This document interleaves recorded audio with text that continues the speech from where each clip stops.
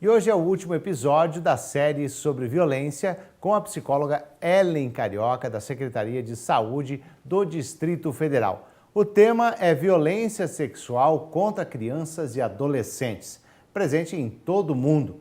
Esse tipo de violência atinge milhares de crianças e adolescentes todos os anos. A exploração sexual é uma prática criminosa que deixa marcas profundas no corpo e na alma das vítimas. Dados da Secretaria de Direitos Humanos apontam quase 5.000 denúncias de violência sexual contra crianças e adolescentes apenas nos primeiros 4 meses de 2016. Bom dia, Ellen. É um tema que deve ser reforçado, é um tema bem difícil, né? Sim. Apesar das campanhas contra esse tipo de violência, os números não param de crescer. Na sua avaliação, por que isso acontece? Hoje em dia há um número maior de pessoas que conhecem esse tipo de violência, que combatem esse tipo de violência. Isso é falado muitas vezes nas escolas e acredito que na mídia também. E as pessoas entendem que esse tipo de violência deve ser combatido. Então hoje se denuncia mais, por isso que o número é maior. Mas é um tipo de violência que sempre aconteceu. Agora, existe alguma forma de se evitar esse tipo de violência? Sim, é importante a gente observar que tipo de proteção se oferece para as crianças, né, e para os adolescentes. Normalmente, a violência sexual ou o abuso sexual infantil acontece dentro de casa ou em lugares que a criança ou o adolescente frequentam. E isso é importante da gente pensar que o mal não está lá fora, está muitas vezes perto dessa criança ou desse adolescente. Pode ser um padrasto, um pai, um tio, um padrinho, um vizinho, um professor, ou seja, alguém muito próximo dessa criança ou desse adolescente e que pode cometer esse tipo de crime. Agora, e quem são os principais agressores? São pessoas que têm contato com essa criança ou com esse adolescente, em sua grande maioria. Entre 85% e 90% desses agressores é alguém próximo, que tem contato, que sabe da rotina, que tem acesso a essa criança. E é importante a gente pensar que boa parte desses abusos, eles acontecem durante o dia.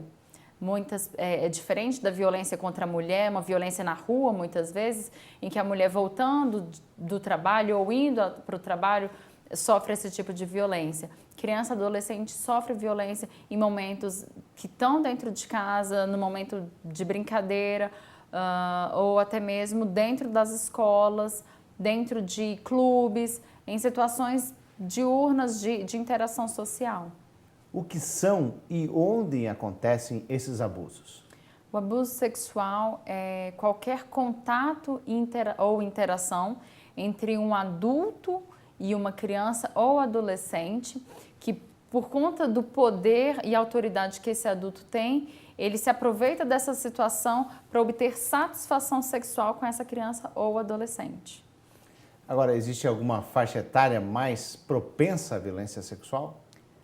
A violência sexual ela pode acontecer em qualquer fase da vida. A gente tem um número maior de crianças a partir dos 6 anos, mas temos também dados de crianças muito pequenas, até mesmo de bebês que sofrem, infelizmente, esse tipo de violência. Agora, alguma classe social é mais vulnerável à violência sexual? Não. Todas as classes sociais, elas sofrem esse tipo de violência. Essas crianças e adolescentes sofrem esse tipo de violência. A grande diferença está na questão do silêncio. Classes mais abastadas dificilmente vão procurar ajuda nos dispositivos estatais. Tenta-se abafar o caso e, se fizer algum tratamento, vai fazer de modo particular. Ou seja, a gente não tem dados dessas crianças de níveis de classe A e B que sofrem esse tipo de violência. Mas é um mito achar que elas não sofram. E como denunciar? Você pode ligar, ou qualquer pessoa pode ligar para o Disque 100 para falar de uma situação de violência que presenciou, que sabe, que descobriu ou que suspeita. Ligando para o Disque 100, a partir daí é feito o acionamento da rede de proteção. Então, Conselho Tutelar, DPCA, que é a Delegacia de Proteção à Criança e Adolescente, encaminhamentos para a saúde e também para assistência social. Mas caso um pai ou uma mãe descubra que seu filho ou que sua filha sofreu violência sexual, o que eles podem fazer também? Podem encaminhar até o hospital para receber atendimento médico, se for o caso, e a partir daí é encaminhado para a Delegacia de Proteção à Criança e Adolescente ou Conselho Tutelar, e o Conselho Tutelar aciona a delegacia. Agora, quais são os sinais apresentados pela criança ou adolescente que sofreu abusos? Mudança repentina de comportamento, de humor, um comportamento muito sexualizado ou evitação social, isolamento social. Antes, uma criança que gostava de brincar, de ir para a casa dos colegas, gostava de ir para a escola, passa a querer ficar sozinho, não quer mais contato físico, gostava muito de fazer algumas coisas, agora abomina. Tem enurese, que é o não controle da urina, passa a ter também terror noturno, não dorme bem, tem muitos pesadelos, fica com medo que antes não tinha mais, como por exemplo medo do escuro ou medo de dormir sozinho, começa a ter novamente esse tipo de terror noturno. E alguns outros comportamentos, como por exemplo uso e abuso de substâncias ilícitas, né? Passa a andar com um grupo que faz uso de drogas, começa a ter relações sexuais de uma forma compulsiva, busca esse tipo de interação, fuga. Muitas fugas de casa são motivadas por conta de violência sexual. Então, são inúmeros os sinais e sintomas desse tipo de violência. Então, é importante que os pais estejam atentos para saber se o filho ou a filha não está passando por uma situação como essa, e o comportamento é a maneira que eles têm para pedir ajuda. E como abordar a criança para que ela conte o que aconteceu? É importante, em primeiro lugar, conversar de uma forma empática, não culpabilizadora com essa criança, pedindo de uma forma, às vezes, lúdica, mas muito sincera, pode até, sim, também preocupada, mas de uma forma que a criança sinta confiança em contar o que aconteceu. Ela só vai contar o que aconteceu com ela para uma pessoa que, de fato, ela confie. Agora, e quando os pais descobrem o abuso, como agir? Procurando ajuda. Quando uma criança sofre violência sexual, toda a família sofre junto. Até porque são violências cometidas por pessoas muito próximas. E descobrir isso é algo muito difícil. E o que tem que se pensar? Na proteção dessa criança, desse adolescente, para que isso não ocorra mais e que se trate essa violência já sofrida, e pense também na responsabilização desse autor, desse agressor sexual. Agora, você como psicóloga já deve ter tido contato com essas situações. Qual o quadro psicológico de uma criança ou adolescente que sofreu abusos? A gente não pode generalizar.